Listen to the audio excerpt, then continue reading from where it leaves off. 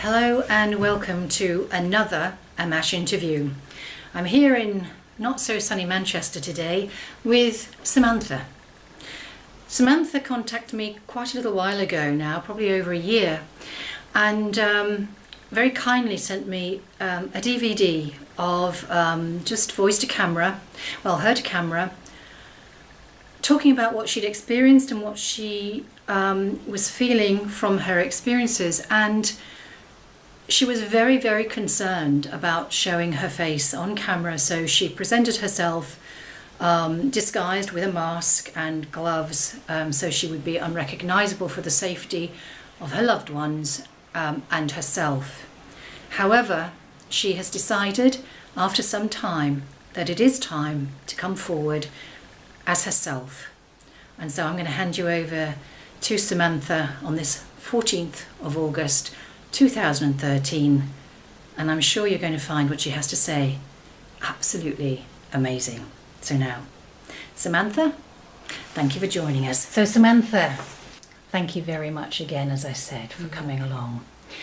I would really love to hear something of your early life, and I know we've discussed it a bit, and you said there's a whole book there. But maybe we could just hear a little bit, just to give the folks who are listening a little bit of context. Right. Okay. I was born in Manchester, Crumsall. I was adopted because I was put in a home when I was 6 months old, and my stepmother, who was Austrian, and my father, who's Jamaican, came to collect me and my sister. About 3.5 to 4 years old, we were collected from the home, and then we went to live with my adopted mother and my Jamaican father. Okay. At this stage, I didn't know my real mother, who she was, so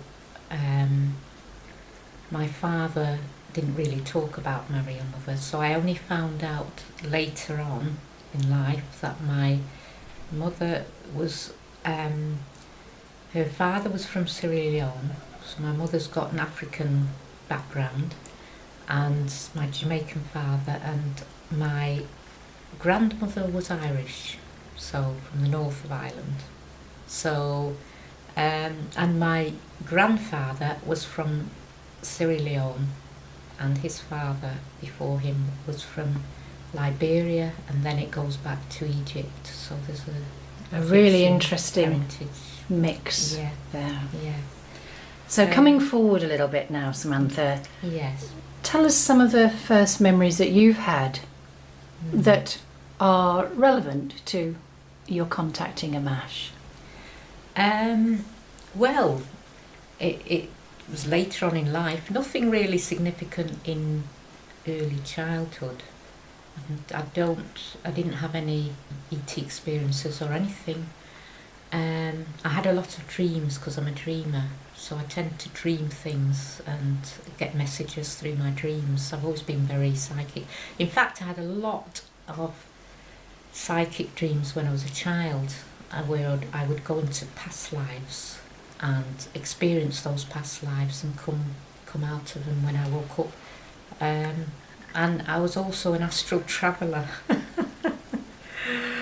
which caused a bit of trouble for me, because I would astral travel mainly in the dark when I was asleep, and had all sorts of experiences there.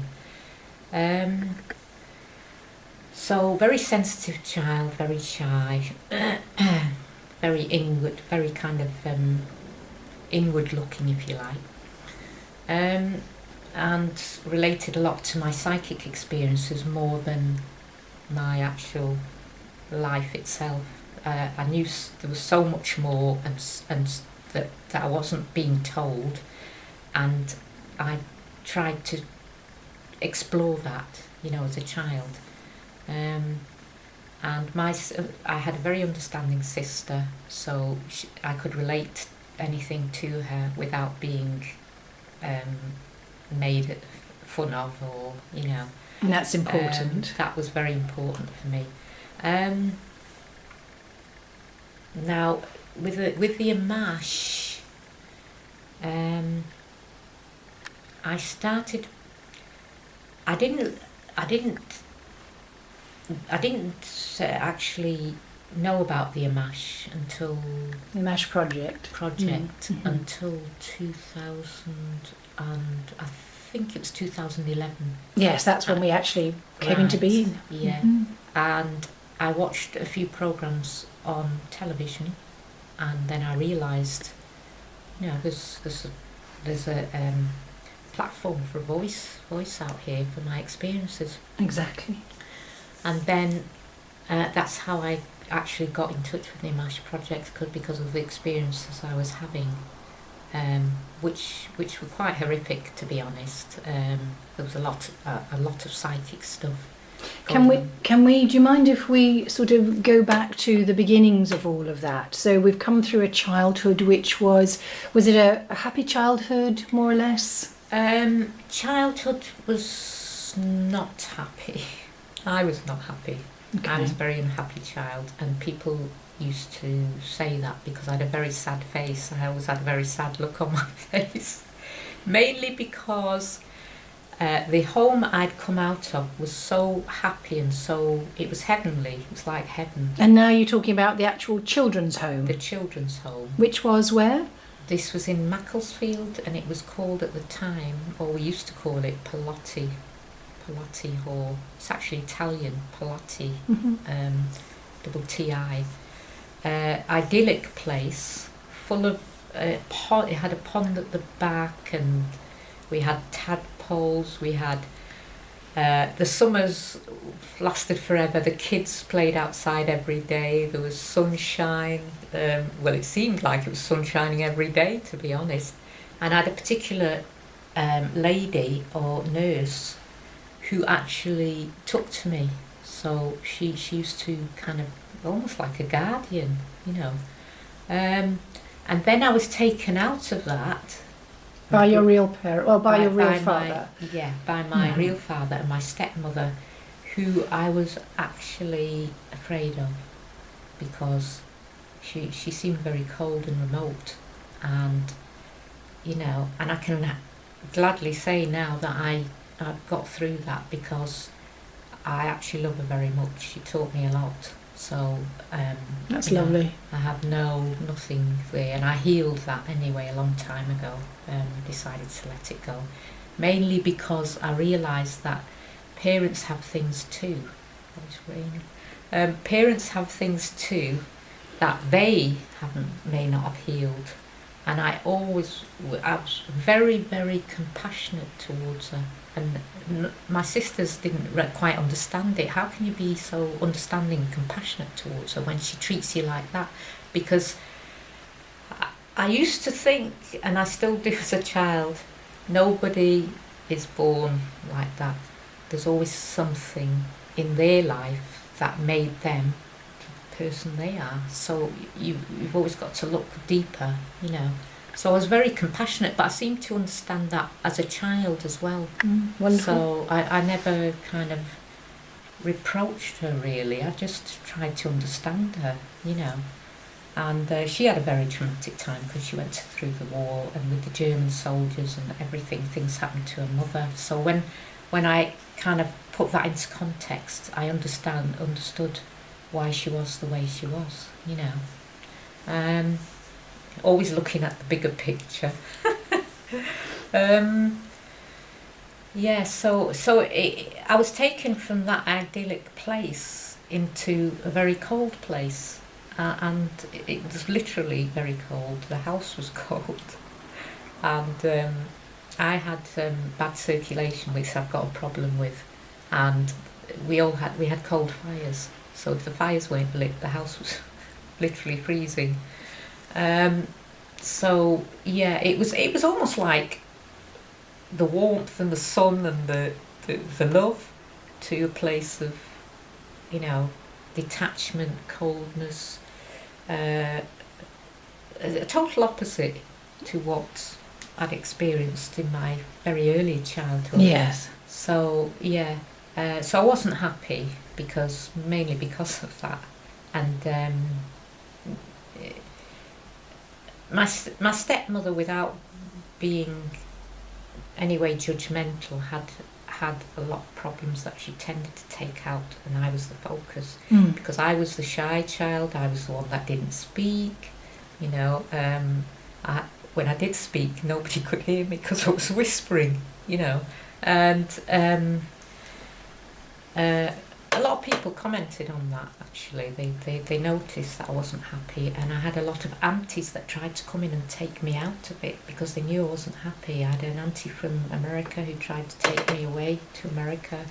That didn't work out, and various aunties that came in and could see all of us, my other two sisters as well, were not happy, but mine was very deep, because I think because I was very sensitive, it affected me more, and because I took most of the flack, it affected me more. So, but I just I knew there was a reason for it, but I didn't know what the reason was. Yeah. So on a deeper level, I knew that, you know, there's a reason.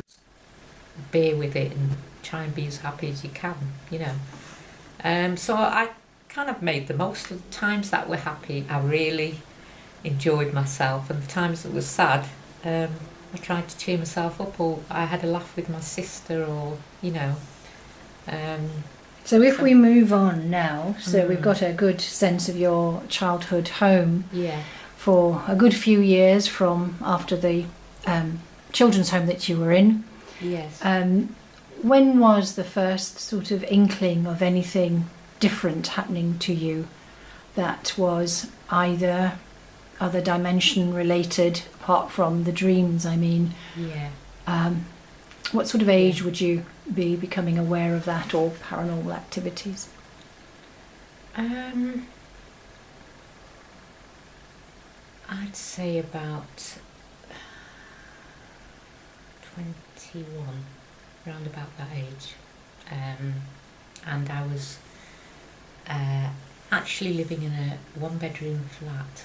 I'd left home, I was living in a one-bedroom flat, and the room I was in was actually, somebody said a man had died in that room, so I didn't really take much notice of that at the time, but there was always things happening in that room. And what kind of things are you? Well, I had nightmares, basically. I had nightmares, and I think the first time I saw a reptilian was then in that room, because it must have been some sort of portal or something. It was attracting that kind of energy. And I had a dream, and this entity came in and tried to attack me. I was about 21, and I remember waking up, because I used to pray a lot, being I'm not a practicing Catholic, but I do believe in God, and I used to wake up in sweats praying, you know, for this entity to go away. And also I had a dream about this future, this thing that was happened to me in the future, which was really bizarre, because the person that it involved was actually in the dream, and another friend, a good friend of mine, was in the dream, and the dream was that I was to be sacrificed in the dream, and there was a circle of people in the dream, one of whom was the girl that I met later on, or I knew later on, and one was a friend of mine, and they were all dancing around the fire, and I felt like it was something to do with this entity that I'd had a previous dream about, and it basically, they were after my soul essence, basically. That's what came in the dream. Right, and just to speak about that for a moment. Yeah. Did you ever see these entities externally, or was it always in dream state? Dream state. Mm-hmm. Yeah. I would feel things and sense things, but not actually see them. But this one came. This was so powerful that I felt like it's if I'd actually seen it, I don't know what would have happened. But in the dream state, it was giving it me through the dream state, because that's where my gift is, I suppose. I can probably on the astral levels, because I was so much on the astral levels, that I think that's probably why it came through that way. So all I can say is that dream, I forgot about it for years and years. I forgot about the dream, because it's not something you want to remember, but it kind of put it to the back of my mind and thought, well, I don't know, I didn't know it was futuristic. It was giving me a kind of warning in a way, but I didn't realise it was. I thought it was, at first I thought it was just a bad dream, and then when what happened later to come took me back to that dream. So it was all interconnected, if you like, and that's when I was about 21.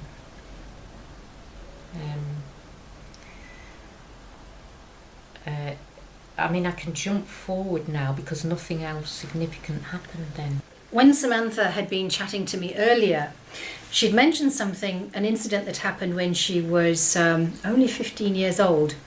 And because I'd mentioned the AMMACH project earlier, she went straight into some other information. So I've asked her to go back and tell us a little bit now about her event when she was only 15 years old. Going back, when I was 15, I had a really significant life-changing event. Yeah. And it involved, actually I was in a kind of meditative state. I'd just woken up out of bed, got out of bed, and I was just looking out the window, and all of a sudden my whole being shot out into the universe, and I just became totally one with the whole universe, and I could see the stars, and I was actually out there. It was almost like it enveloped me. I was part of it, it was part of me, and there was a total oneness, and it stayed with me for the rest of my life. And also there was a couple of seconds where I actually connected with everything, and I knew everything there was to know, and in that moment there was no questions anymore about anything, because I already knew that everything. And it's just at that point when I thought, my God, I know everything. I am everything, I know everything. This is amazing. Just at that point, when that thought came in my head, I shot back into my body, and it was about 10 seconds of that experience, but it stayed with me. It was so significant, so powerful, that it stayed with me for the rest of my life. Did it change any pathway that you took? Yes, it did. Later on, I started looking into the healing. Also, I was still having my psychic dreams in between these, and past life experiences in dreams. And can I mention one of them? Oh, actually? do, yes, I was just going to ask, are any of them, or all of them human? Yes, because one of them involved, I can name 3. There was a past life where I was a slave. I was 6'2", I was male, and I was trying to escape from the hut I was in. It was a cabin, and it was very dirty. I didn't like it, and I thought to myself, I am going to get my freedom one way or another, and I wanted to escape from there, and I was kind of planning an escape, you know. The second one was, I was in a wheelchair. Oh. Can I just ask you about the first one again? Yes. Do you know what nationality or where you were on the planet in that lifetime experience? Well, I was a slave, so I assumed I was in America. Oh, okay. Yeah. I was on a plantation. Oh, okay, so you're Yeah. a black African slave, right? Yeah, Okay. I'd come in from the work that I was doing on the plantation, and I was Right. actually very tired. But I thought to myself, I'm not staying here. I'm going to get away one way or another. I'm going to escape from here. So the only thing that was on my mind was freedom. you know, escaping physically, you know. And that was reoccurring, that one. There was also another one where I was actually in a wheelchair. I was an older man, and I was being looked after by the nurses, and they were wheeling me around. But I was a bit of a twinkly-eyed kind of, always joking and laughing with the nurses. But I was well loved. I felt well loved and well looked after. I don't know what period that will have been. And one of the really powerful and significant one was, I was with my sister. This was later on in life. I had this dream. I was with my sister, and we were both blonde-haired and blue-eyed, and we were brothers. And I don't know which time period it was in, but there was a lot of fighting going on. And I was actually dumb. I had no tongue. I think I had my tongue cut out. So I couldn't speak. So I could only communicate telepathically. So I would communicate with my sister and another friend who I know, who was in this dream. I would only communicate telepathically. And I felt it was in, it could have been 15th, 16th century, I'm not sure. Okay. Well, those are always interesting, aren't they, those remembrances? I know I've had a few myself. But I want to bring us forward now, because I want to touch base with some of the stuff that's really impacted you. Yes. And I know from the DVD, which I mentioned that you'd sent before, there was an awful lot. So we've got quite a package to get through. Yes. And you mentioned a phrase which I really think is relevant, and I'm going to show you that, which is the Masters of Deception. Ah, yes. Which is what I think that's a really good title for most of this kind of work, actually, to uncover the Masters of Deception. Yes. So you're on a spiritual journey. Yeah. Okay. After leaving home, I went to work at Woolworths for a couple of years, and it was a temporary, just to pay the rent, really, because I just left home and I was living with my sister in a flat, so we needed to pay the rent. And I worked at Woolworths for a couple of years. I knew it wasn't what I wanted to do, but then I went into nursing because I thought that's what I wanted to do, but that was quite heavy, and I didn't stay there very long because I always got the rough end of the stick. I always got the worst jobs. And then from there I went to work at Lewis's in the frozen food section. Oh, I know about frozen food sections. I've done a bit of that myself. We had a woman there called Betty Birdseye, I always remember her. Betty Birdseye. And then from there I decided to do a secretarial course. So I did a TOPS course, as it was known at that time.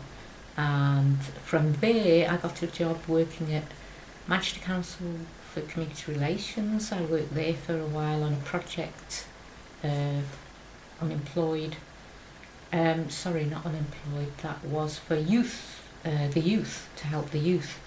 Young black youths that were getting into trouble. We were doing a support project with working with them. That was quite interesting. I enjoyed that. And then from there, the project funding ended, so I ended up working at Manchester Education Authority. I worked with them on a project called 45 Plus Unemployed Project, which for older people who needed to get back into study or prepare for study for work. And I stayed there for a couple of years. After that, I decided to go and study. I did humanities degree course for 4 years. Did 2 years part-time and 2 years full-time. And from there I decided to explore the spiritual side, because at that time I was still having dreams and spiritual. I was quite interested. I started doing yoga, and I think at that time as well I was quite doing a lot of reading on the spiritual side. I think it was Doris Stokes and books like that. Losban Rampa was really into when I was about 17, and then from there I decided to see if I could get on maybe a healing course or something, and I went to the Corn Exchange one day. I saw an advert for getting in touch with your higher self, and I'd just been reading books on that, so I was really interested. And I walked into the shop, and the lady was teaching crystal healing courses and Reiki courses, and I actually went on a partial course. I was interested in connecting with the higher self, as I said, so I did an introductory course to that, and that was very powerful. Did a special dance called the Star, I think it was called the Star Triangulation Dance with Starborn members. And we did a particular dance, and I was absolutely floating on cloud 9 for about 3 months. I couldn't come down. I felt like I was totally in another time space, but it was lovely. It was very light and airy, and I loved it. And but for some reason that one didn't take off. I think there was some trouble with the person that was running the course. There was some problem there. So that took you into all kinds of energy medicine, Reiki and crystal healing, as a therapist as well to some degree. Yes. And then did you also undergo therapy yourself healing? I did a 2-year crystal course in which we were the healers and the being healed. Yeah. That was wonderful. I met many wonderful people through the course. Very open-hearted, loving people. It was wonderful. I really enjoyed it. That brought a lot of issues up for me, though, personally. Not necessarily all past life, although there were a few more coming up at that time. And from there I did a Reiki course as well. I was attuned to the Reiki, and that was wonderful. And that led me to do the healing. So I was actually going out healing people, and doing the crystal healings. Now from there is where I had my first experience of psychic attack, because I was actually healing somebody at the time. Can we just give a time reference to this, Samantha? Because we've got some from when you've been doing your humanities degree, and I think now we've covered a few years. So where are we sort of in the time frame of your life? We're talking about late 90s, possibly. Okay. About 90, 98. Okay. I've done the healing courses, and I was deciding which way to go next, whether to set up a healing practice, which is what I really wanted to do, or work with somebody else, because there was a few people had asked me about working with me, so I was thinking about it. I wasn't sure.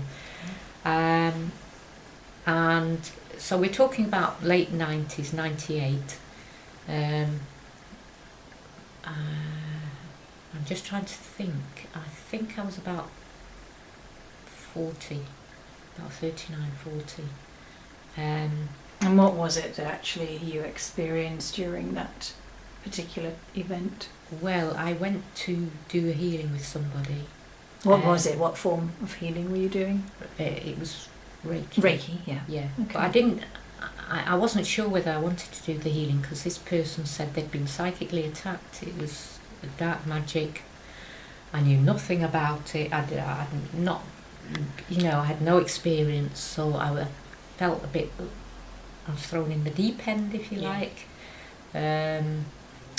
Fish with a boat without a paddle, and a little fish being chased by piranhas, if you like.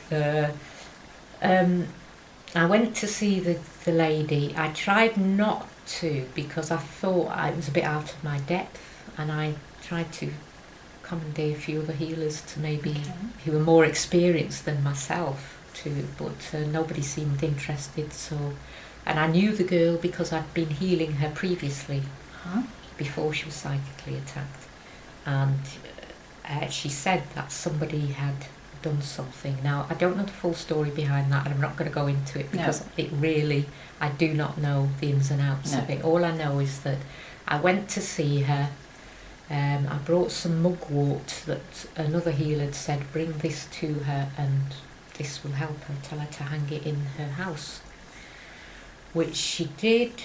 But I felt almost compelled to give her some healing because she was being psychically attacked while I was there, and she kept saying, "Oh, it's happening again." And me wanting to help, which I just kind of gave her some Reiki, and her daughter was there as well. All the family was there, but I felt it affected them as well. There was something going on with the rest of the family. How did it manifest, this attack?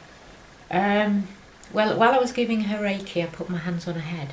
Yeah. She said, "Be careful, Samantha." And suddenly, I felt this energy. It felt like two energies came into my body. Oh. And I started shaking, and I said, "I've got to go." My nerves I was pretty much shaking, and I said, I don't feel well. I've got to go." And she said, "Okay, you're all right." And I remember saying, "Yes, I think I will be." And I went home, and I still didn't feel right. I did a meditation, started trying to, ask for Archangel Michael's help and the angels, and I started going cold. Well, normally when I did that, I felt quite all right. I felt the energies coming in, and I'd breathe them in, and but I didn't on this occasion. I just went really cold, and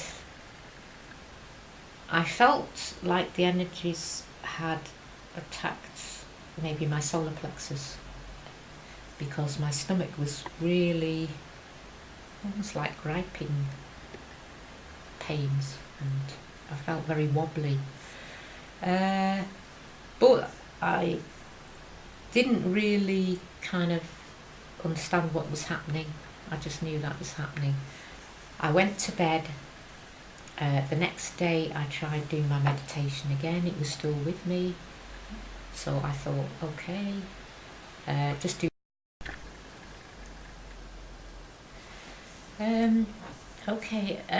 After leaving home, I went to work at Woolworths for a couple of years, and it was a temporary, just to pay the rent really, because I just left home and I was living with my sister in a flat, so we needed to pay the rent, and I worked at Woolworths for a couple of years. I knew it wasn't what I wanted to do, but then I went into nursing because I thought that's what I wanted to do, but that was quite heavy, and I didn't stay there very long because I always got the rough end of the stick. I always got the worst jobs. And then from there I went to work at Lewis's in the frozen food section. Oh, I know about frozen food sections. Yes. I've done a bit of that myself. We had a woman there called Betty Birdseye, I always remember her. Betty Birdseye. And then from there I decided to do a secretarial course. So I did a TOPS course, as it was known at that time.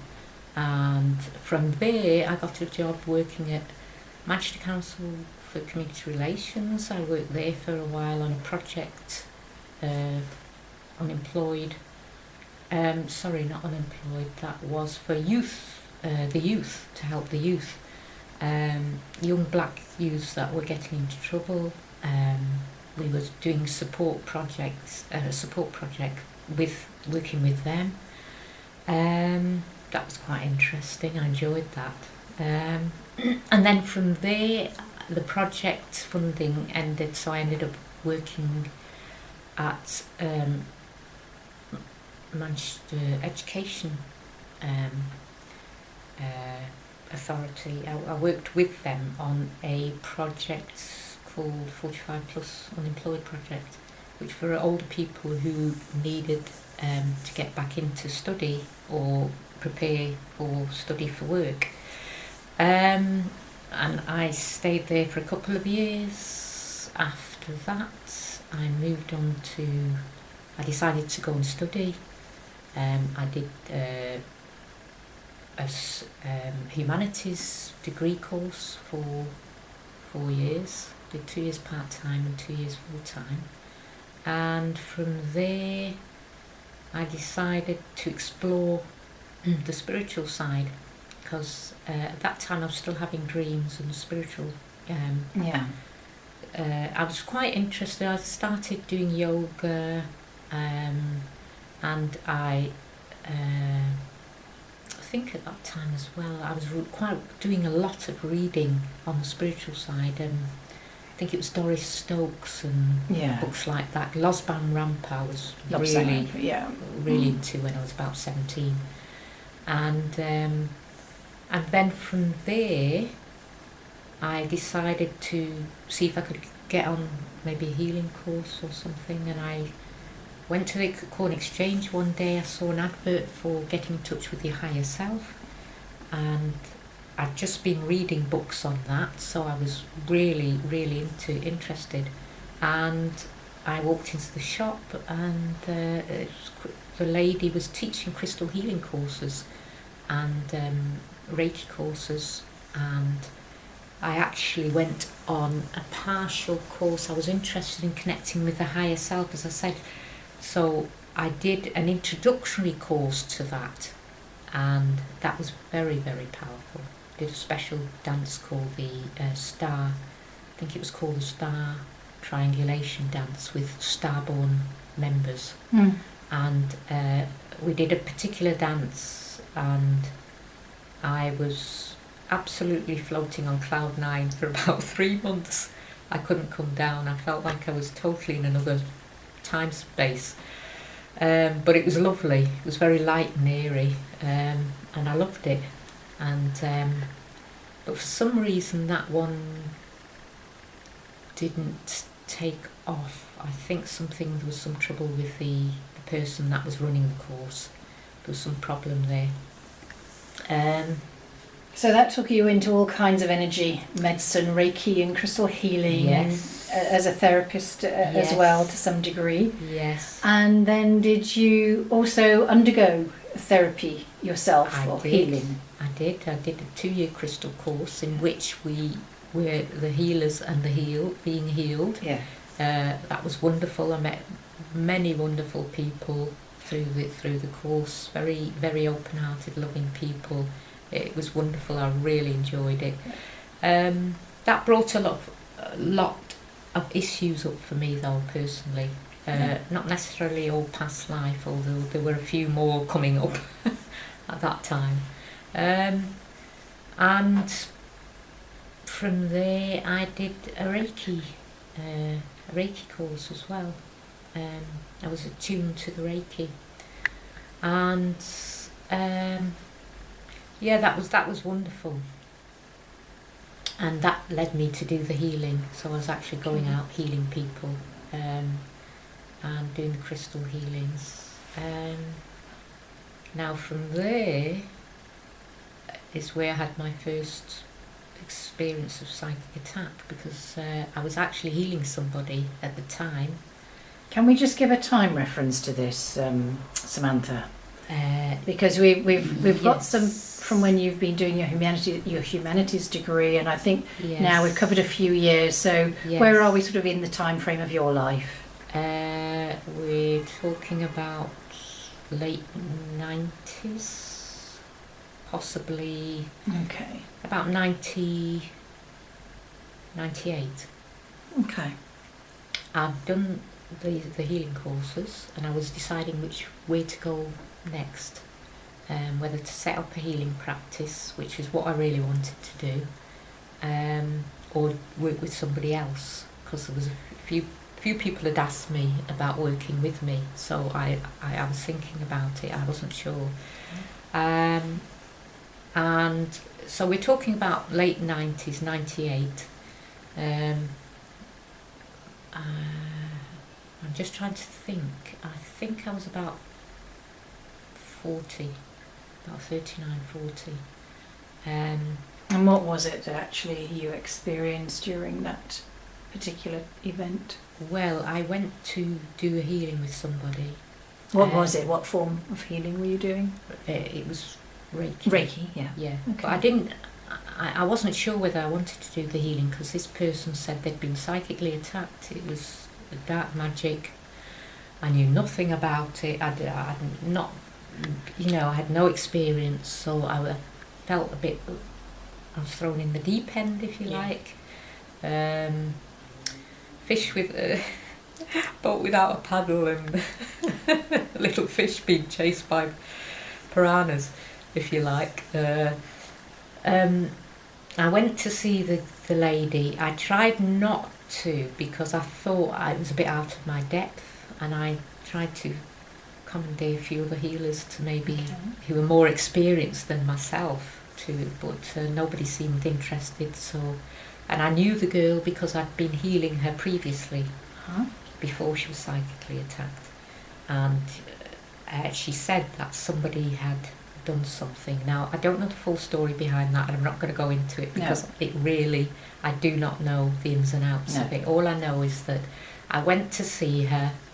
I brought some mugwort that another healer had said, bring this to her and this will help her, tell her to hang it in her house, which she did.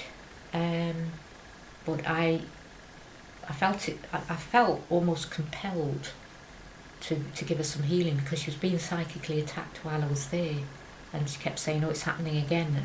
And me being wanting to help, which I just kind of gave her some Reiki, and her daughter was there as well. All the family was there.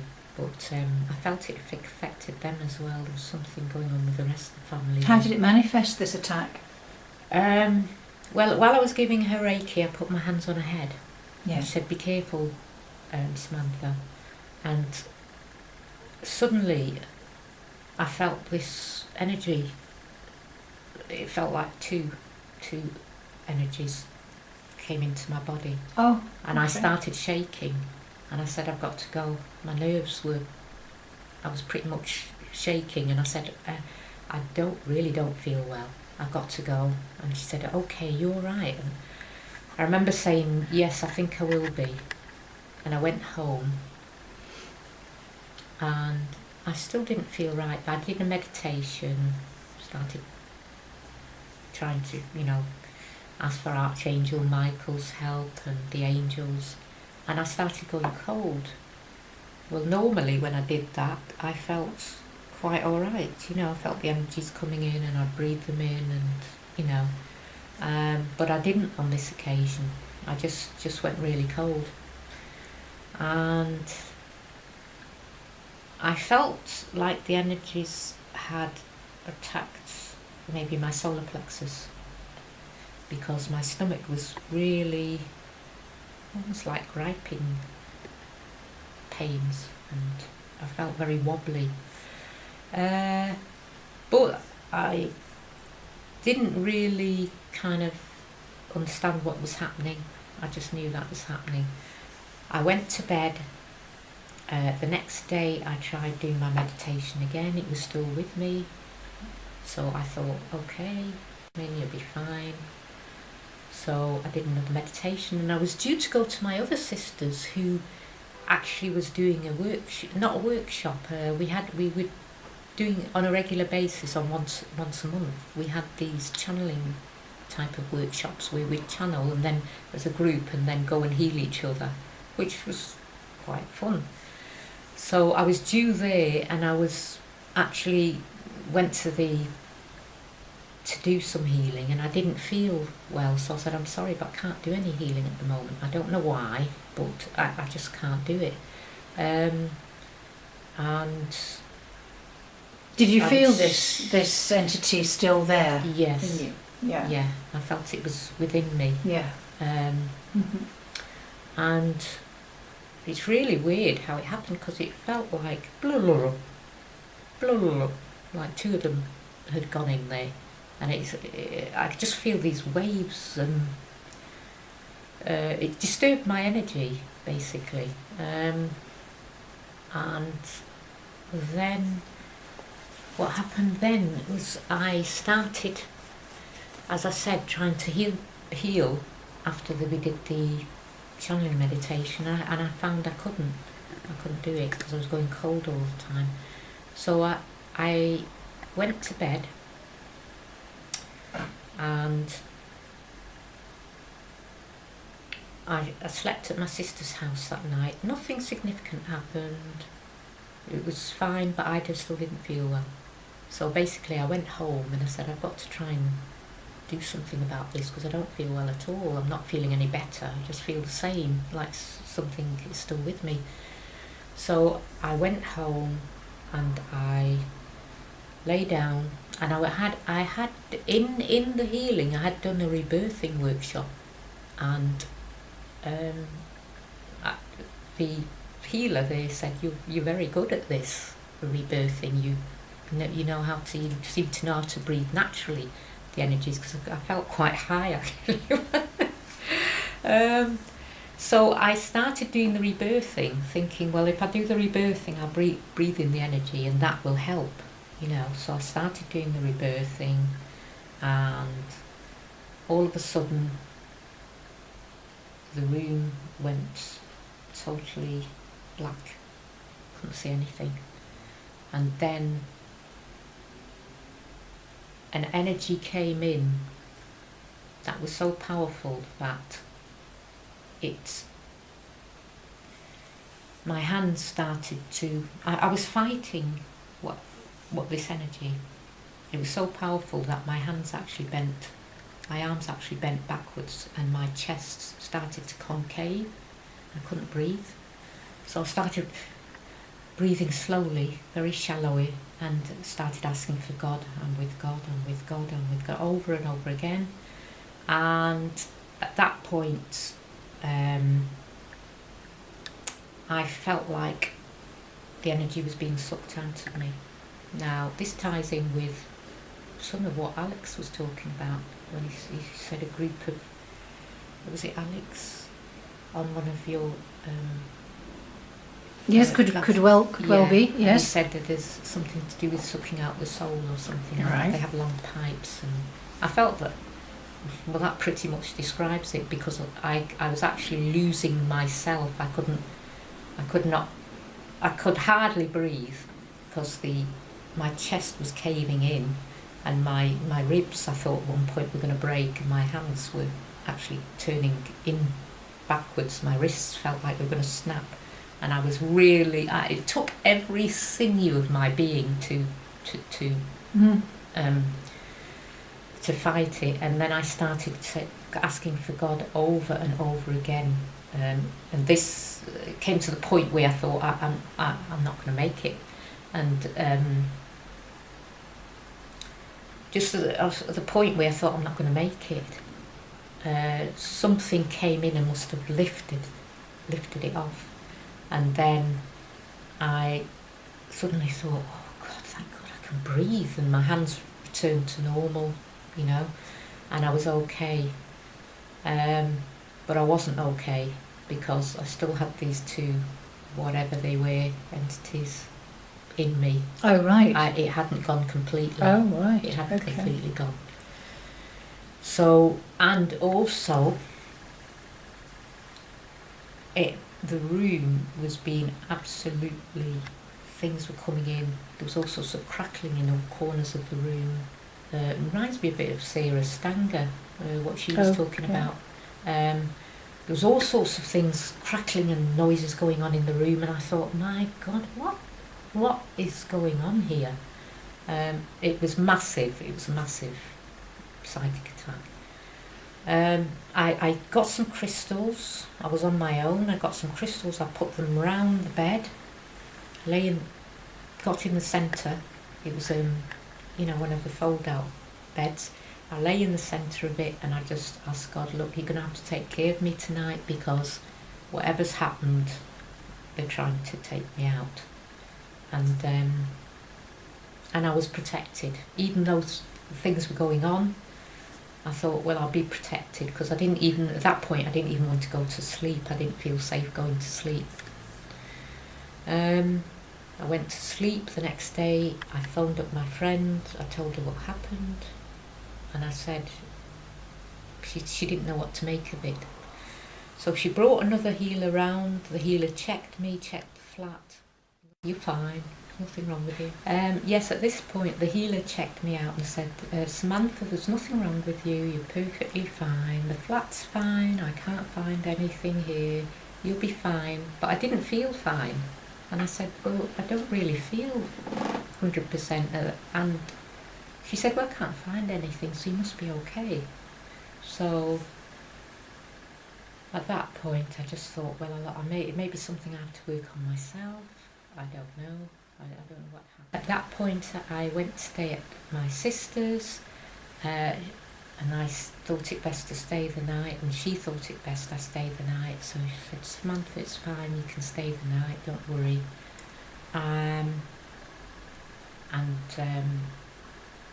She said, you do not look well. And I said, I honestly don't feel well. I know there's something happened, but I don't know what.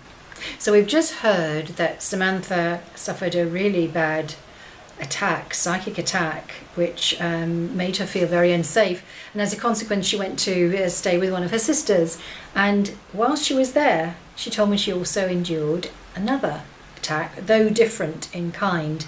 Now, it was at this point that really the AMMACH element sort of kicks in, because it's at this point that she began to say to me that she said that she, in exploring all of this, she began to sense that there was something else from another plane, another dimension involved. Not only what we might call this psychic attack, but also she felt that this was due to, as she said, or as she called, a renegade group, and they were reptilians. So I'm going to let Samantha tell you a little bit more about that as we carry on with her story.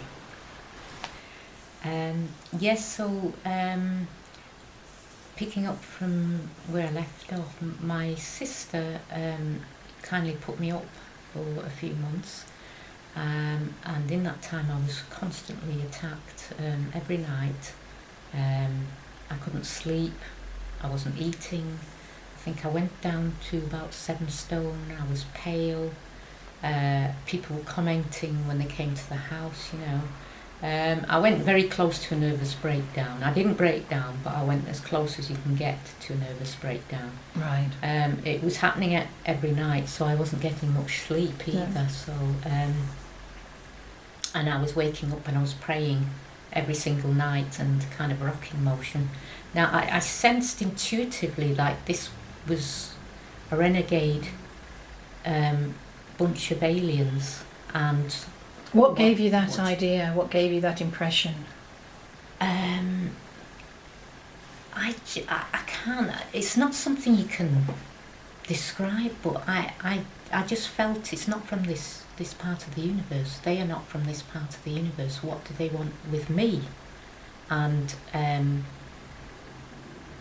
I kind of telepathically asked them that. What do you want with me? I'm doing healing. I'm on the spiritual path. I'm doing everything possible I can do to get to my higher self and my this oneness.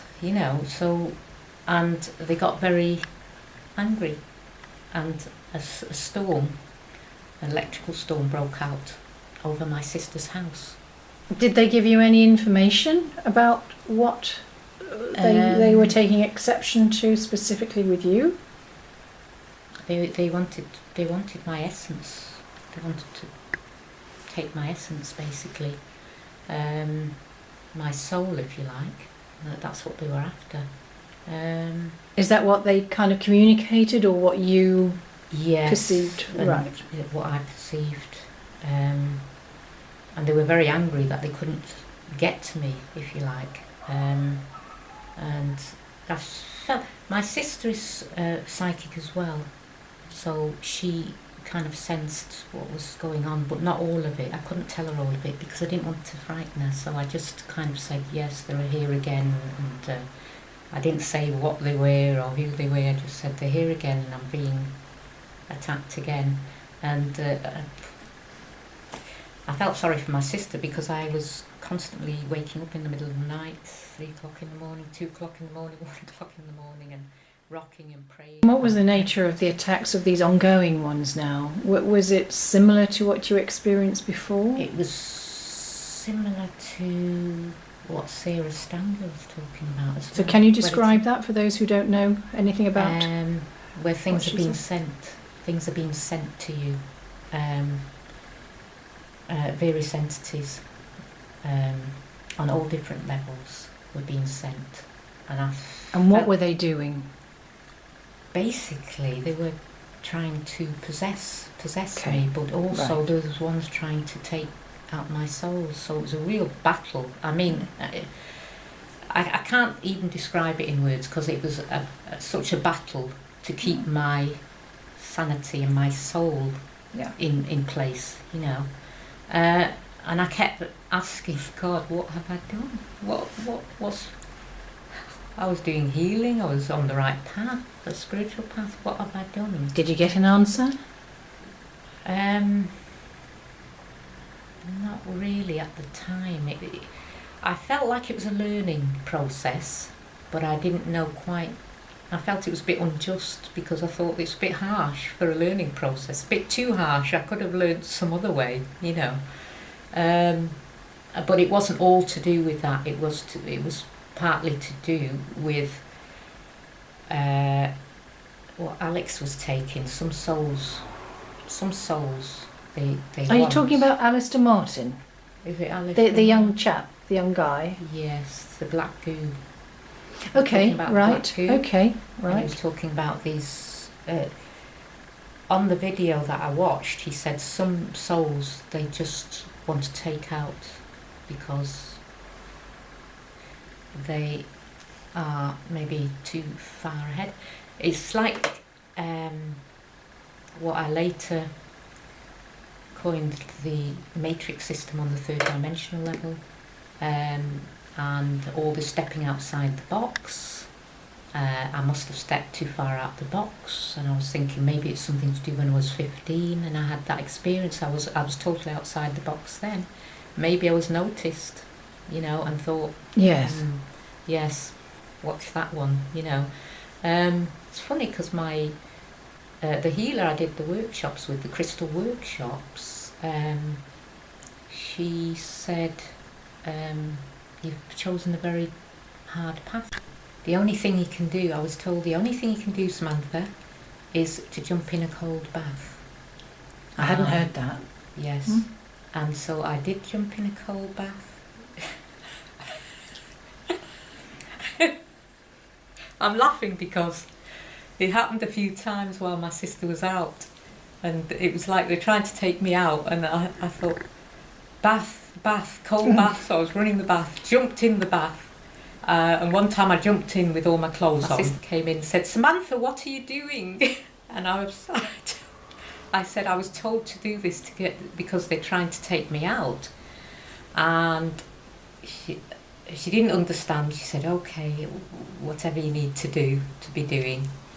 But it was a bit hilarious at the time. But And you were telling me earlier that you'd actually found a healer who could really help you, but every time he cleared, yes, it came back and it came back, and then suddenly yes. he was attacked. So Yes. and he couldn't work for Yes. more than 3 months or something. Yes. Is that right? Yes.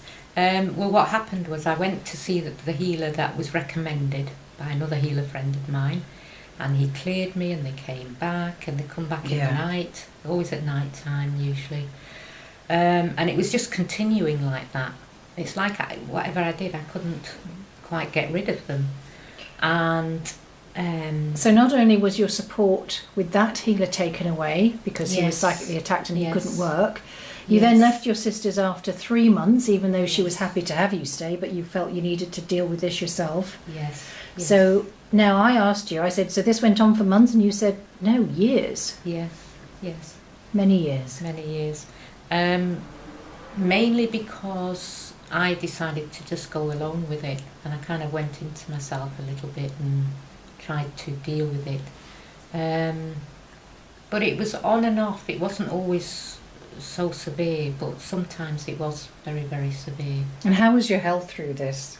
Well, while I was at my sister's, the entities came in through my solar plexus. Now, I was very athletic when I was a child, so I had quite strong, I was doing yoga as well, so I had quite strong solar plexus, so I thought. So I think I used my solar plexus as a shield, and they were coming in at a phenomenal rate. One day I went to see the healer, and he said, Samantha, what are you doing? And he said, you've got 10. Got 10 today. And I said, well, 10 entities? Yes.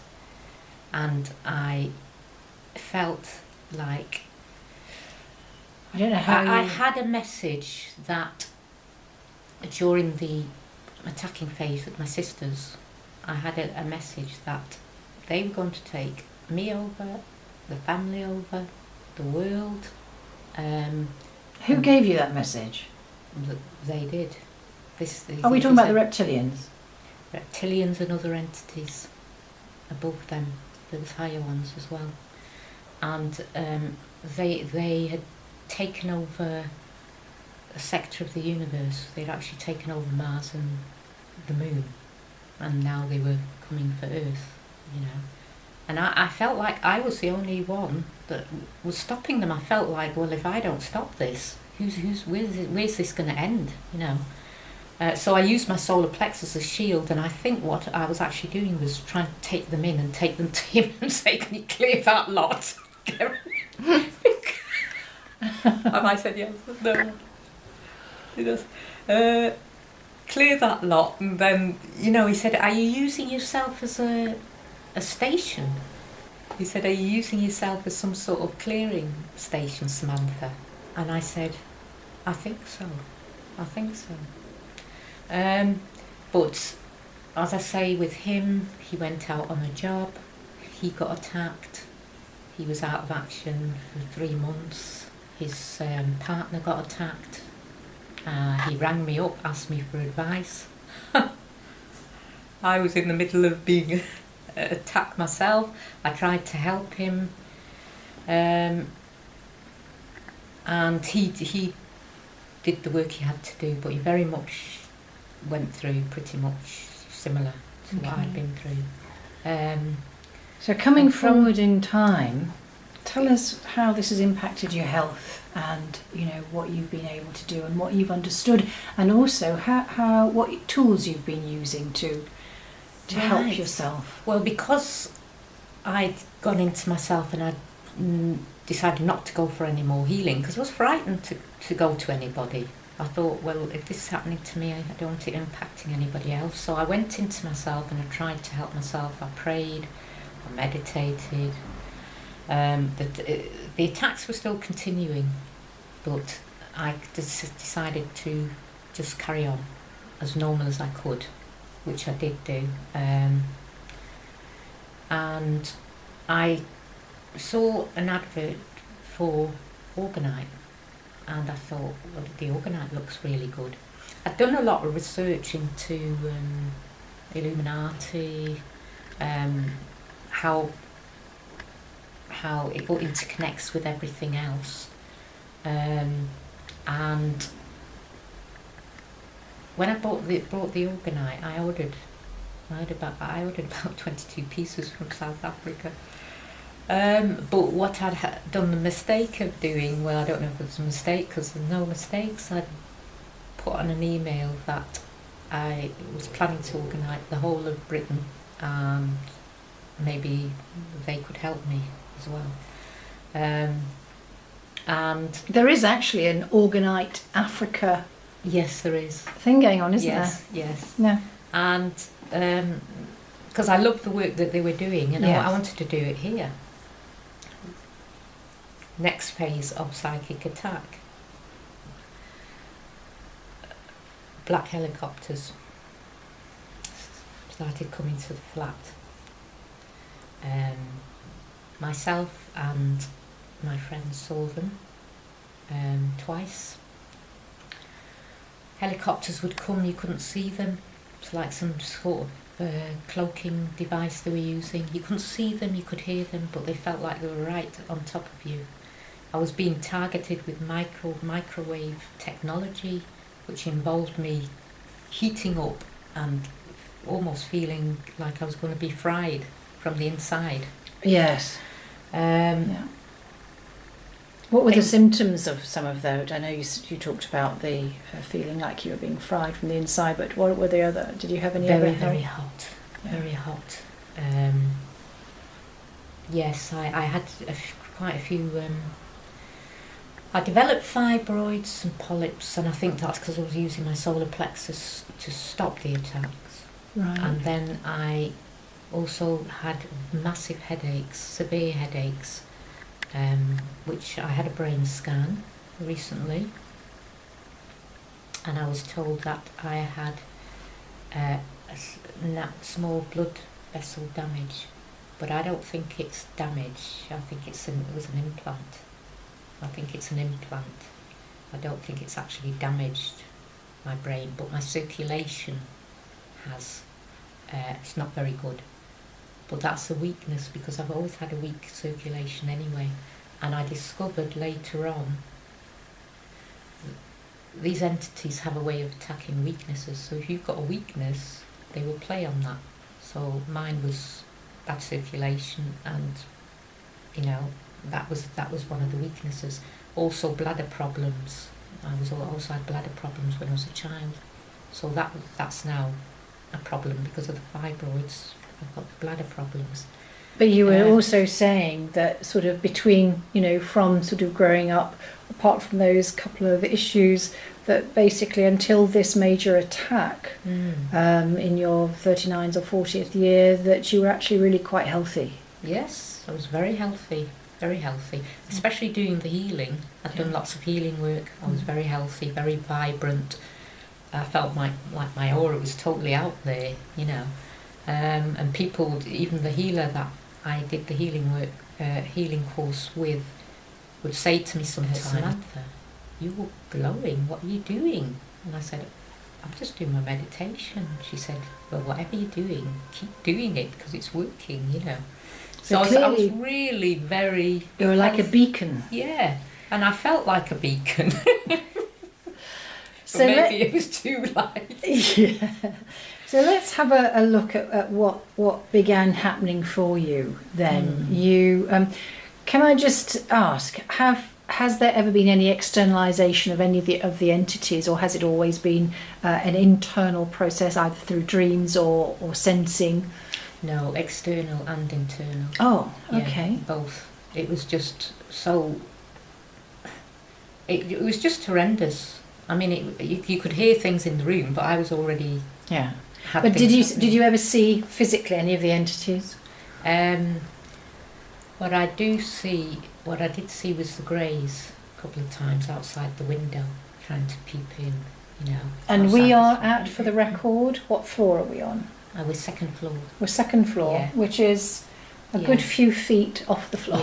Yeah. Yeah, No, they're quite capable of getting in anywhere, through the ceiling, through the floors, through the walls. You name it. I can sense it when they come in. Yeah. And they always seem to come in through the kitchen. I don't know why. They seem to come in through the kitchen. I hear the noise in the kitchen. I'll go in the kitchen. I can hear kind of things going there. But what happened when I ordered the orgonite, it just threw everything into a bigger picture, because then... Tell us about that. Yeah. Well, then I realised that everything was connected, and that I'd already done a lot of research on the Illuminati and the pyramids and how they work and how everything's integrated on the third dimensional level, to control and manipulate people and deceive people into believing that this reality is the one and only reality.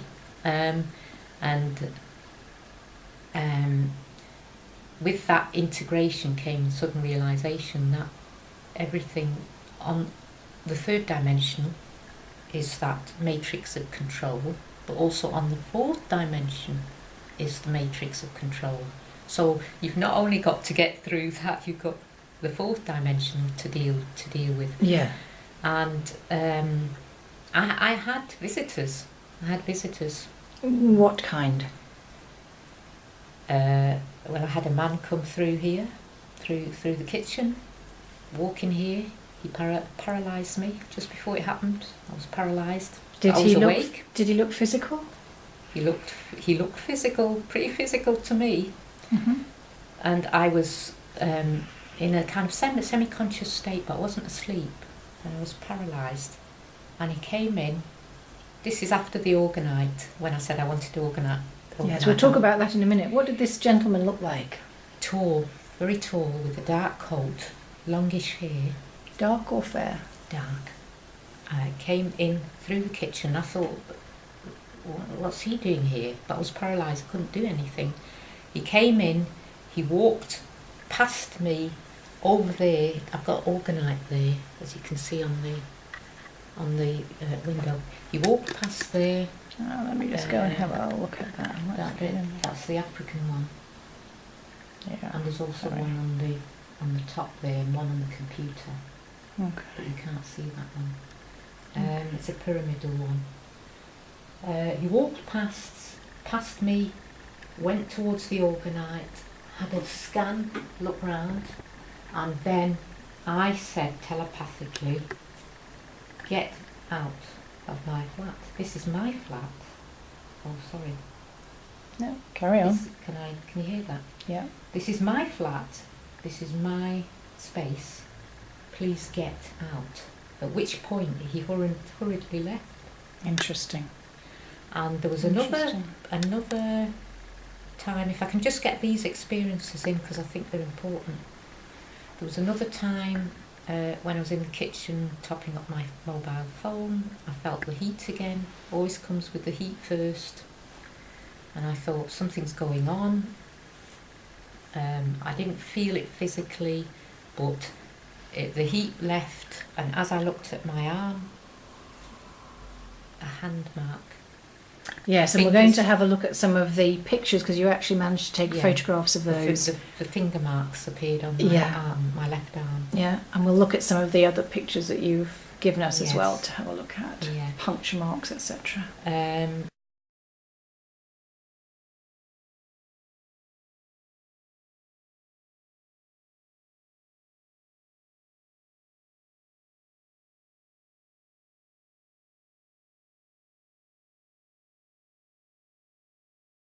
There was another time I was lying in bed.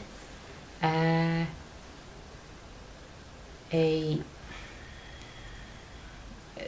this time the greys were still hovering around, and what do you mean by hovering around? I mean, do you mean they were here? Sometimes were there, sometimes they weren't. Sometimes I was left alone, and sometimes they would just appear.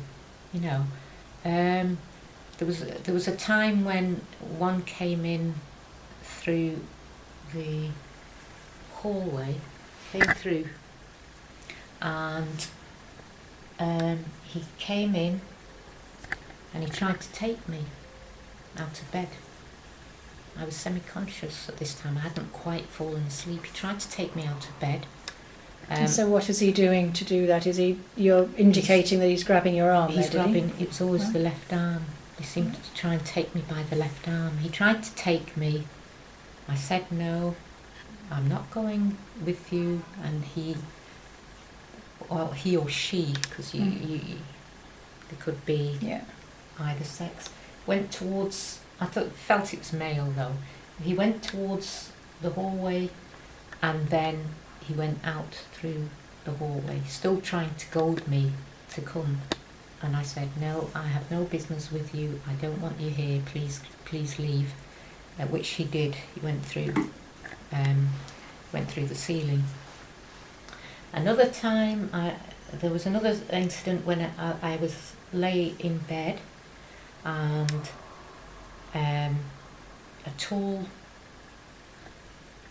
I'd gone to bed, and a tall male entity, if you like, came in. And humanoid in shape? Humanoid, again, very tall, that very tall 6 foot, I don't know, 6'3", 6'5", dressed in dark clothing. He came to try and take me. Anything on the head? Nothing on the head as far as I could see. He came to try and take me. I wasn't asleep, but I went into a kind of paralysed state, at which stage I said, no, I am not going with you, can you please leave, you have no business here. And he didn't like it, so he said, we have come to take you, we have to take you now. And I said, at which stage I said, no, I'm not going with you, I'm sorry, you have no business here. And I thought, we? Who's the we? And then suddenly I must have astral travelled outside the front door, because outside the front door there was a couple of other males and a girl in a check skirt that was chewing gum. And she was kind of leaning against the wall as if, we're waiting for Samantha, And I must have come back after each other and said, I am definitely not going with you, so I don't know what you're doing here, but what your business is, but please leave. At which point they used some sort of electronic. I'd had the microwave, but this was different. This was electronic, something electronic, because all my nerves started to jump, and I couldn't stop myself from twitch, or my whole body started twitching. And I said, you can do what you want to me, I'm not going with you. So did he actually point something at you, like a device? I didn't see him with anything, Right. but I felt like whatever was up Right. there to take me Right. maybe something. communicated something to it and said, she's not coming, she's not, and this I did feel the heat at first, but I'd never had this twitching before, so I couldn't understand it, because I never had this before. And I thought, God, what, they used some electronic device? Because my whole body started, as I said, my nerves started twitching. And I just prayed, continued praying, and eventually I fell asleep. And I didn't feel like they had taken me that night, because I stayed awake. And I prayed and I prayed and I prayed for them to leave me alone. I don't know what program you're running here, but I'm not in it. And that seemed to work, because he went, I think they got frightened. But it was, he didn't seem quite human, he seemed slightly robotic, because he kept repeating the same thing over and over again. And I thought, Was that verbal or telepathic? Telepathic. And I thought, he's not human. What, you're coming with me, or yes, you're coming with me, we need to take you now. No. It was over and over again, like, hasn't he heard me? I've said I'm not, I'm not part of your programs, whatever they are, and I'm not going with you. And he continued to repeat it about 3-4 times. And I said, I'm sorry, I'm with God, I don't know what program it is you're running, but I've got anything to do with it. They kept trying to, using this electronic device. This went on for about a good hour. Yeah. I couldn't get to sleep, and I wasn't going to fall asleep while that was going on, so I kept praying. And then eventually they left and I fell asleep. And how did he leave? Did he kind of just disappear in front of you? Just Right. like that. Just like that. He was in there trying his best out when I kept saying I'm not, and I didn't fall asleep, which sometimes is the case, that they knock you out Yeah. and try and take you. Yeah. So they knock you out first, you get really tired and Yeah, then you sleep. sure. Well, I'd clicked on that how they did it, so I started to try and stay awake. So sometimes I would force myself to get up, go and do something, start doing a meditation or pray, Okay. and that allayed it. Well, let's just talk about the things that started going on after you had sent an email to whoever about the fact that you thought Britain organised or being organised, yes, was the way to go. And actually, I think it's quite a good idea myself. Yeah. So you had black helicopters. Now you said you had were also ordinary helicopters as well. Yeah, and you were being followed. I was being followed. The ordinary helicopters use some sort of electronic and microwave device as well. It's very targeted, because I can feel it when I'm being targeted. And what are the also, symptoms? Well, there was one incident where I felt like they put something in my head, and I was really dizzy, and I felt sick. I actually felt like I was being poisoned or something with this, whatever it was. And it went on for about 2 weeks. Then it started to allay, so it must have disappeared. But I had a car accident just after that. And some strange things happened with that, because the young man who went into me, and he did go into me literally, when the police came and took our details, they asked my date of birth, I gave it to them, and then they asked his date of birth, and he gave them a very similar date of birth, the same date of birth bar the year he was born, which was 84. So he was saying exactly the same day, exactly the same month, but a different year. And when I was standing there, I thought, this is a setup. This has been set up. You know, this is part of the matrix system, knowing that maybe I'm going to do something, or because all this started when they organised. It was a different kind of targeting, if you like. The other kind of targeting was all kind of out there, and entities, me picking up of the entities. This was much more targeted, you know. Personal, yeah, getting into my personal space, you know. I had police cars parked outside. When I came out, they would watch me. Sometimes I'd see a police car. I was dropping my mum off once. A police car came nearly up to the drive, saw me and moved back. When I clocked it, and I didn't say anything to my mum because I didn't want her to get frightened, it moved back, almost as if, oh, she's seen us, let's get back, and it moved back. I had police cars along this road, Withington Road, peeping out from the side street, realising I'd clocked them, because I made them know that I was clocking them. I kind of looked directly at them and they moved back. You know, so they were peeping out, moving back, which I had one time when a police car was following me. I was going to see a friend. A police car followed me. I don't know where it came from because I didn't see it on the road before. It came out of literally nowhere, and it was one of the long ones. Came behind me, and I clocked it, and I asked Archangel Michael, please protect me. There's a police car on my tail. I don't know what they want. And suddenly, out of nowhere again, a white taxi, and it wasn't a black cab, it was a white cab, pure white, came in between the police car and myself and followed me up the road. And I thought, where did that come from? I didn't even see that. So where did it, and how did it have the audacity to go in front of the police car like that? You know, because the police car wasn't that far behind me, so for it to slip in there and then it drove away with me. The police car then went off somewhere.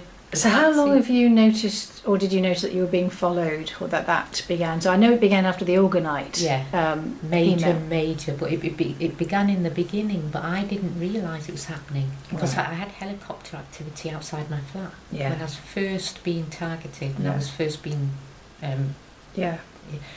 I noticed lots of helicopters, and I always got a headache, and I felt...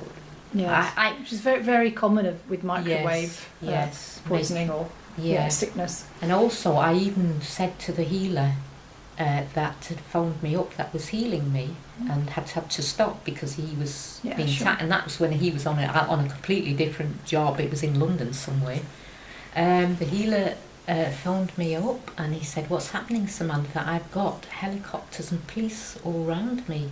And so even he, yes. Right. But at that time, I hadn't worked it all out. I was still in the process of finding things out for myself. How long, over what period of time did you experience the police cars following you? Sort of a few weeks especially after the Organite. But how long did that last, sort of time frame? Was it just a week or two, or did it... No, it's for months. Right. It was quite a few months. In fact, every time I saw a police car, I'd start thinking they were following me, even when they weren't. But I'd clocked the ones that way. Yeah. So, I even asked my sister to look out if I was being followed when they were in the car with me. And so you also I had this head-on crash with this guy who came out of, I don't know. And I haven't even mentioned the countless UFOs that also seem to be following me as well. And I asked for Archangel Michael protection, and I think it was the service to all aliens, because there was some activity in the skies that I noticed that they seemed to be pushing them out the way. Right. So the other ETs or aliens service to self. Service to self. Yeah, service to self. We certainly see that on the planet, don't we? As an influence on humanity. Yeah, who work against what is the spiritual. Yeah. So apart from seeing the UFOs and for them seeming to be interrupting these negatives, let's say, you didn't have any other interaction? Oh no, no. I had quite a few. I had, because I've got some binoculars there, and I can see them through that, and they know I can see them. And a couple of times I've channeled good energies to them, and they do not like it. They absolutely freak out. How do they freak out? I said, may God be with you. Go in peace. Go with the light. And they actually freak out like this. They don't know what to do. It's like they're all over the place. And I watch them through the binoculars. They absolutely do not like it. So what about the Organite? Tell me about the Organite, how that has been impacting and making a difference. Yeah.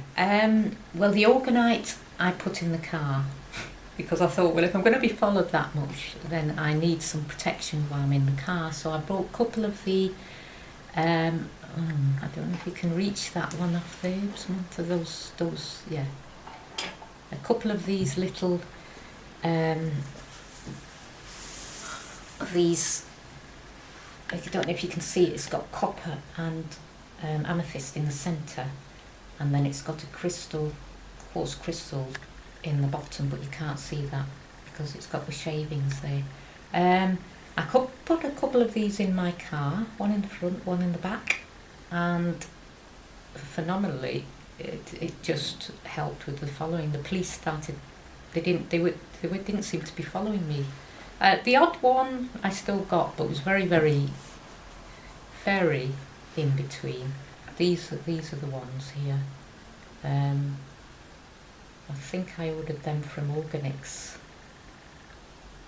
Are they the South African ones? No, these are not the South African ones. These are the American. I think these were the UK ones.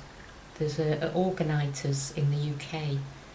If you put UK Organiters, you can come up with a list of organisers in the UK. Right. And how did that help you with your experiences and attacks? That lessened the attacks. I mean, not saying it stopped automatically, because it brought down the attacks to a level that I could handle, because I could handle it, but it was very hard to keep things together with everything that was going on. And do you think that your current health conditions, which you mentioned before, are related to the attacks? Most definitely, because I was very, very healthy before. I mean, I did athletics as a child.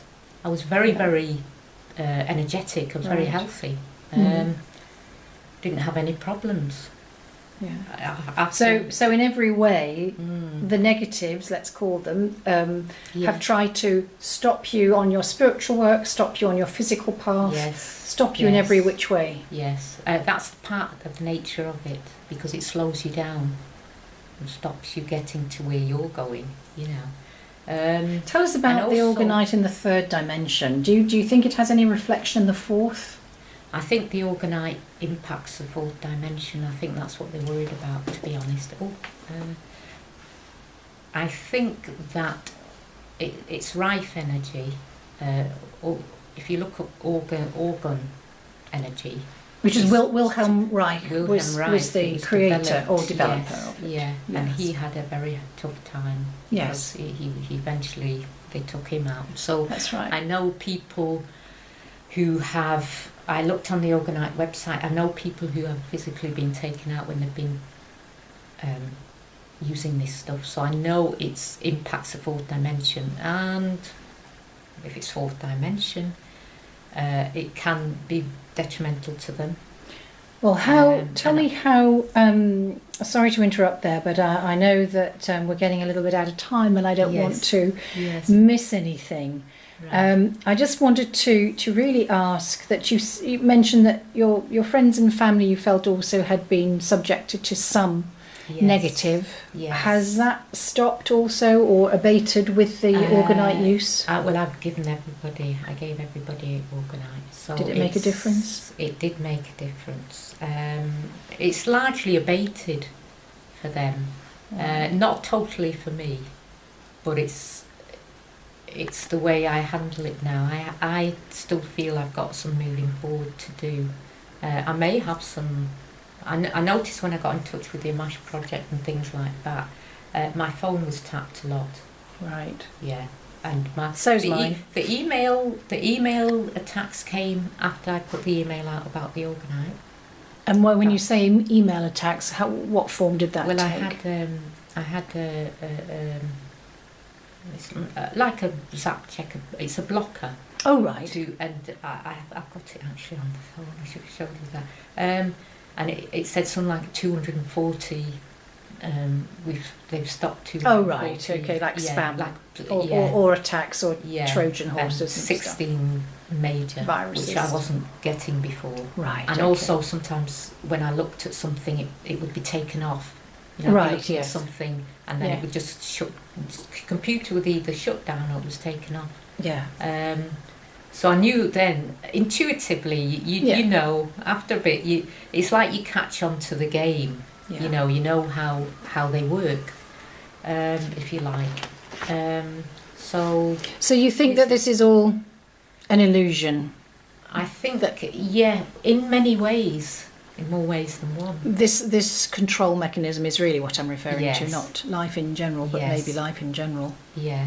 I think that reality has been controlled and manipulated by the masters of deception now. Who are the masters of deception? Well, the master of deception are the fourth dimensional controllers on that level, who have been influencing on the third dimension for many, many years. This is we're talking about thousands of years. Yes, I think so. On a global level. Yeah. So, and do you think that the end game is the planet? I think the end game was the planet, but I think to a large extent. By that I mean take over the planet. Yes, I think that was their goal, if you like. Because I heard that they have done it to other planets. Right. In different sections of the universe. So, but but I think things are changing with all the energy changes. Are there any other positive ETs that you have linked into? Yes, yeah, I had, I didn't physically see them. Again, it was intuitive. Some came, and I think they were from the Ashtar Command. The Ashtar Command, from the Galactic Federation of Light. They're the head of the Galactic Federation of Light. Yes, they came to the window and they communicated telepathically, and they said, "Samantha, we are coming for you. And when you are ready." Right. What do you think that means? It means that I am not quite ready yet. But going where? Where would you be taken? Do you know? I think that not that they meant they were coming for me, but they were coming to help. Definitely. Right. I didn't get any funny energies, or I'd had enough that I could sense when that was going on. But this was different, and they were helpers. Okay, and you mention also things to do with the Andromedans. I recall from the DVD I saw. Oh, no, that was just a general talk on entry mediums, because I'd read up about them, and they are helpers as well. Right. The so you think they're part of the good team that are batting for humanity's welfare? Yeah, Joanna, I feel like a lot have changed sides. A lot of them have changed sides now, with the light energy coming in. You may from be right. The great central sun. I feel that they cannot stay in this dimension, and they've switched to the other side. And lately, my meditations, I've been asking them to go to the other side, the light force, if you like. Yeah. Join your light brothers in the Galactic Federation of Light. Join the light beings. Everything's changing, you know. Well, it sounds as well that you've, ultimately, had a huge experience of the negative, of feeling the negative. Yes. And yet you've managed to keep your sanity, your wellness to some degree. You're managing that. Yes. And you've still come out of it all with a really positive, healthy mind and a strong spirit. Yes. And that's what it's all about, remembering who we are. Yes. As we are sovereign human beings in a multi-dimensional universe, and our multi-dimensional selves and our higher selves and our divine higher selves can all help us, and our divine angels can all help us to overcome this. I found it very difficult to ask for help during the attacks, but since I've been asking for help, I've noticed things have changed, and they are going to the light. Wonderful.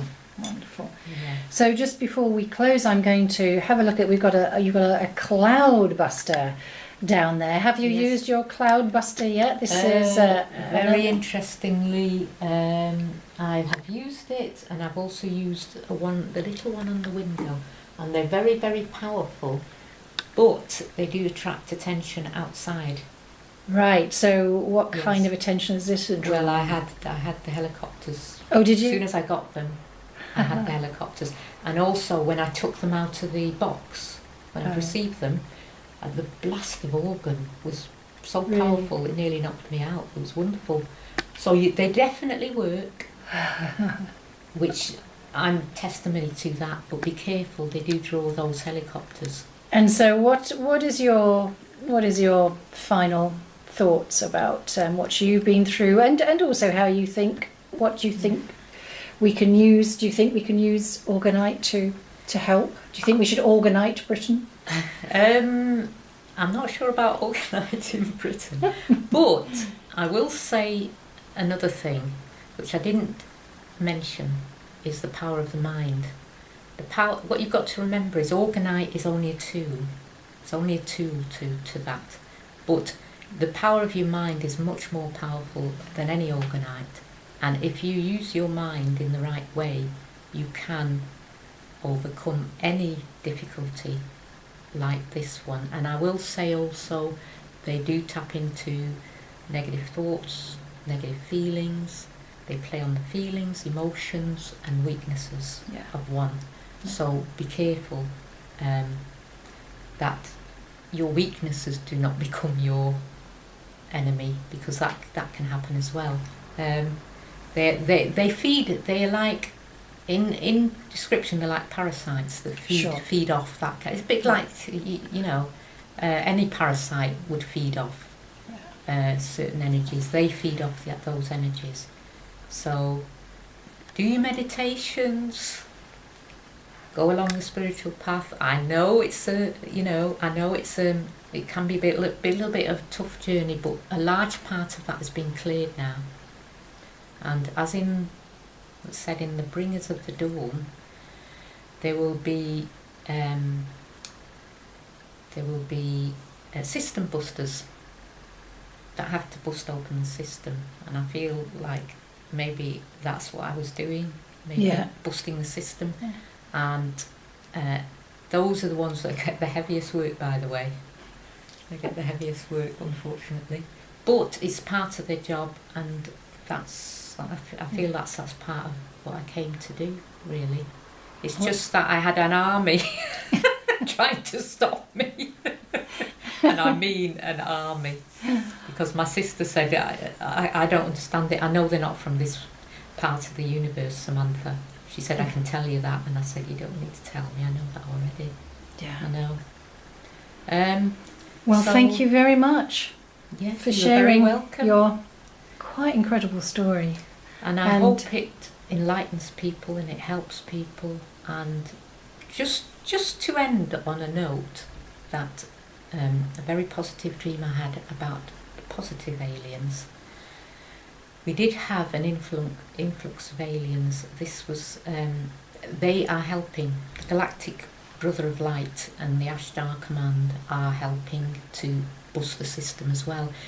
But I noticed that if you don't ask for them, they don't come. It's like the angels. If you don't ask for the help, they don't come. You've got to ask for that help. And during your meditations, if you do that, that will be of a great assistance. Because when I was going through this, and I thought to myself, why am I going through this on such a heavy level? And I literally felt I had the world on my shoulders. It was very targeted. It was very specific to me. Okay. So, yeah. But if I can get through it, anybody can get through it. That's what I want to say to everybody. If I can get through it, anybody can get through it. Because a lot of the work has been done now. So, well, thank you for that. It makes things easier. Okay. I want to thank Samantha for her time today and for sharing what she did. As you can see, quite a different take on what somebody's been through, and maybe she has busted the system for us and with us. So I think we'll all be getting our orgonite out. I know I've got a couple of pieces, and maybe I'll have some in the car as well. So everybody, thank you very much. This is another AMMACH interview in Manchester on the 14th of August. I'd also like to mention that we are doing a lot of field work with the biolocation team, and they can be found at www.biolocation.com. They are using a forensic type of dowsing. Now, we wouldn't have thought dowsing would have been anything that would have really created a fantastic system and method of scientifically gauging and sensing and reporting on what is going on with ET on our planet and their craft and where they are in our skies and their manoeuvres and movements and some of their modus operandi. I'll be reporting back on our field trip and training that I'm involved in with the biolocation team in the very near future. So watch this space. I'd also like to say a big thank you to those who are pulling in to help everything to do with AMMACH. We're back, stronger than ever, and there's some amazing stuff coming down the pipe. Thanks a lot. Bye for now.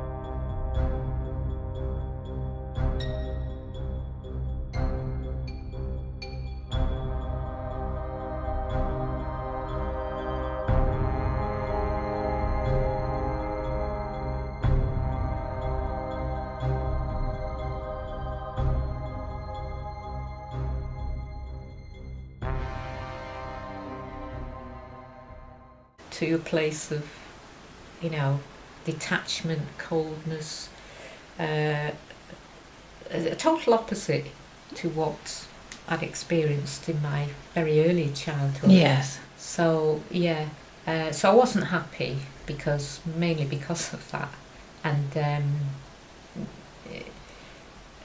my stepmother, without being anyway judgmental, had a lot of problems that she tended to take out, and I was the focus because I was the shy child. I was the one that didn't speak. You know, when I did speak, nobody could hear me because I was whispering. You know, and a lot of people commented on that. Actually, they noticed that I wasn't happy, and I had a lot of aunties that tried to come in and take me out of it because they knew I wasn't happy. I had an auntie from America who tried to take me away to America. That didn't work out, and various aunties that came in and could see all of us, my other two sisters as well, were not happy, but mine was very deep because I was very sensitive, it affected me more, and because I took most of the flack, it affected me more. So, but I just I knew there was a reason for it, but I didn't know what the reason was. Yeah. So on a deeper level, I knew that, you know, there's a reason. Bear with it and try and be as happy as you can, you know. So I kind of made the most of the times that were happy. I really enjoyed myself, and the times that were sad, I tried to cheer myself up, or I had a laugh with my sister, or, you know. So if we move on now, so we've got a good sense of your childhood home. Yeah. For a good few years from after the children's home that you were in. Yes.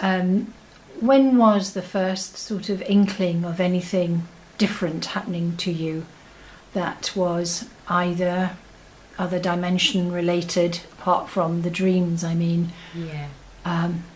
What sort of age would you be becoming aware of that, or paranormal activities? I'd say about 21, round about that age, and I was actually living in a one-bedroom flat. I'd left home. I was living in a one-bedroom flat, and the room I was in was actually, somebody said a man had died in that room, so I didn't really take much notice of that at the time, but there was always things happening in that room. And what kind of things are you? Well, I had nightmares, basically. I had nightmares, and I think the first time I saw a reptilian was then in that room, because it must have been some sort of portal or something. It was attracting that kind of energy, and I had a very sad face. I always had a very sad look on my face, mainly because the home I'd come out of was so happy, and so it was heavenly. It was like heaven. And now you're talking about the actual children's home. The children's home. Which was where? This was in Macclesfield, and it was called at the time, or we used to call it Pallotti Hall. It's actually Italian, Pallotti, double T-I.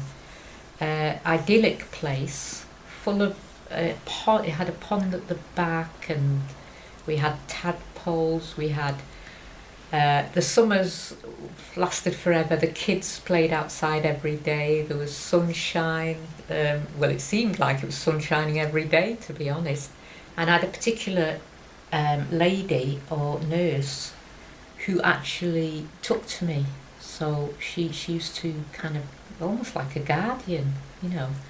And then I was taken out of that. By your real parent, well, by your real father. By my real father and my stepmother, who I was actually afraid of, because she seemed very cold and remote, and, you know, and I can gladly say now that I got through that, because I actually love her very much. She taught me a lot. So that's lovely. I have nothing there, and I healed that anyway a long time ago. Decided to let it go, mainly because I realised that parents have things too.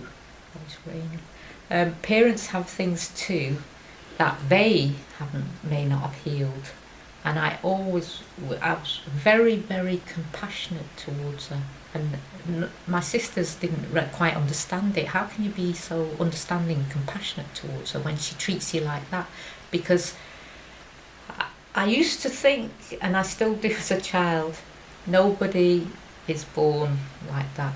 There's always something in their life that made them the person they are. So you've always got to look deeper, you know. So I was very compassionate, but I seemed to understand that as a child as well. Wonderful. So I never kind of reproached her really. I just tried to understand her, you know. And she had a very traumatic time because she went through the war and with the German soldiers and everything, things happened to her mother. So when I kind of put that into context, I understood why she was the way she was, you know. Always looking at the bigger picture. Yeah, so I was taken from that idyllic place into a very cold place, and it was literally very cold. The house was cold, and I had bad circulation, which I've got a problem with, and we had cold fires. So if the fires weren't lit, the house was literally freezing. So yeah, it was almost like the warmth and the sun and the love.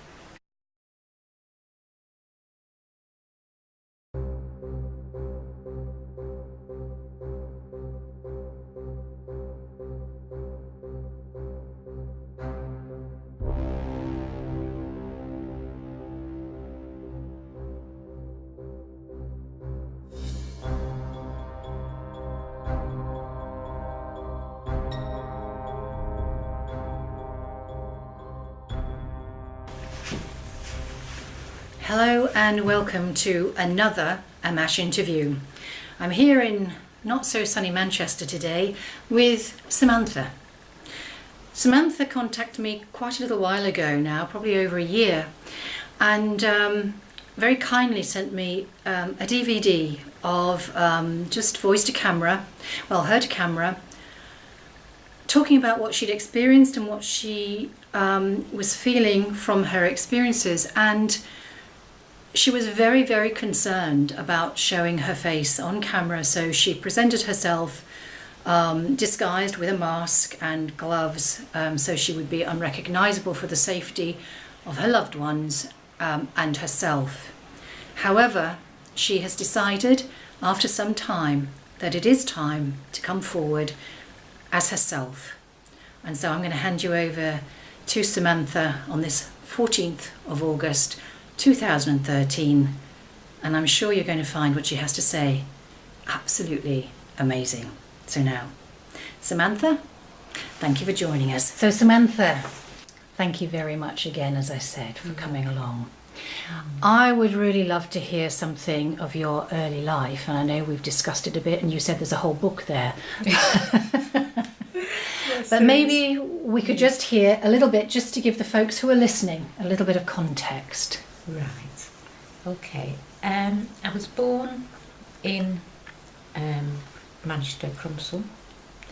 I was adopted because I was put in a home when I was 6 months old, and my stepmother, who was Austrian, and my father, who's Jamaican, came to collect me and my sister.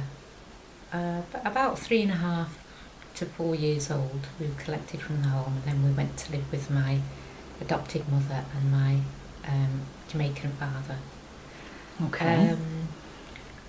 I didn't, at this stage, I didn't know my real mother, who she was, so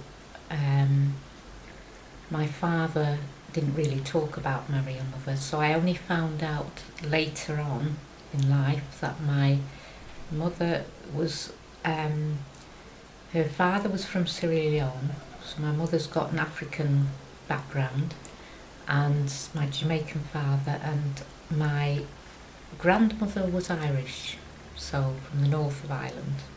So, and my grandfather was from Sierra Leone, and his father before him was from Liberia, and then it goes back to Egypt. So there's a really Egyptian interesting heritage mix Yeah, there. yeah. So coming forward a little bit now, Samantha, Yes. tell us some of the first memories that you've had that are relevant to your contacting AMMACH. Well, it was later on in life. Nothing really significant in early childhood. And I didn't have any ET experiences or anything. I had a lot of dreams because I'm a dreamer, so I tend to dream things and get messages through my dreams. I've always been very psychic. In fact, I had a lot of psychic dreams when I was a child, where I would go into past lives and experience those past lives and come out of them when I woke up. And I was also an astral traveller, which caused a bit of trouble for me, because I would astral travel mainly in the dark when I was asleep, and had all sorts of experiences there. So very sensitive child, very shy, very inward, very kind of inward looking, if you like. And related a lot to my psychic experiences more than my actual life itself. I knew there was so much more, and that I wasn't being told, and I tried to explore that, as a child. And I had a very understanding sister, so I could relate anything to her without being made fun of, or And that's important. that was very important for me. Now with the AMMACH, I started. I didn't actually know about the AMMACH until The AMMACH project. Until 2000, and I think it was 2011. Yes, that's when we actually came into being. Yeah, and I watched a few programs on television, and then I realised, there's a platform for voice out here for my experiences. Exactly. And then that's how I actually got in touch with the AMMACH project, because of the experiences I was having, which were quite horrific, to be honest. There was a lot of psychic stuff. Do you mind if we sort of go back to the beginnings of all of that? So we've come through a childhood which was it a happy childhood, more or less? Childhood was not happy. I was not happy. Okay. I was a very unhappy child, and people used to say that because I had a dream, and this entity came in and tried to attack me. I was about 21, and I remember waking up, so I used to pray a lot, being I'm not a practicing Catholic, but I do believe in God, and I used to wake up in sweats praying, for this entity to go away. And also I had a dream about this future, this thing that was happened to me in the future, which was really bizarre, because the person that it involved was actually in the dream, and another friend, a good friend of mine, was in the dream, and the dream was that I was to be sacrificed in the dream, and there was a circle of people in the dream, one of whom was the girl that I met later on, or I knew later on, and one was a friend of mine, and they were all dancing around the fire, and I felt like it was something to do with this entity that I'd had a previous dream about, and it basically They were after my soul essence, basically. That's what came in the dream. Right, and just to speak about that for a moment, Yeah. did you ever see these entities externally, or was it always in dream state? Dream state. Mm-hmm. Yeah.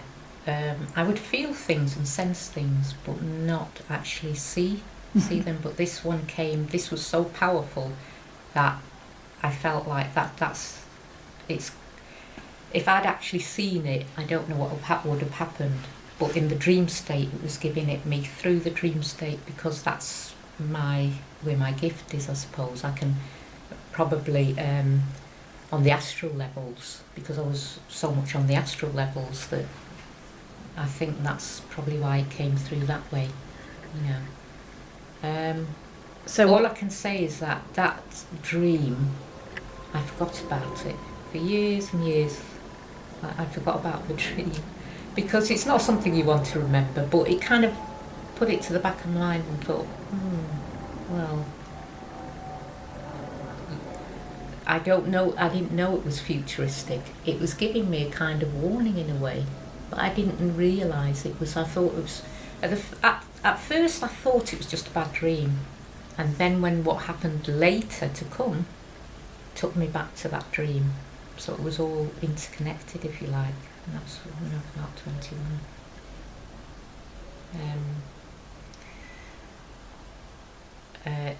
I mean, I can jump forward now because nothing else significant happened then. When Samantha had been chatting to me earlier, she'd mentioned an incident that happened when she was only 15 years old.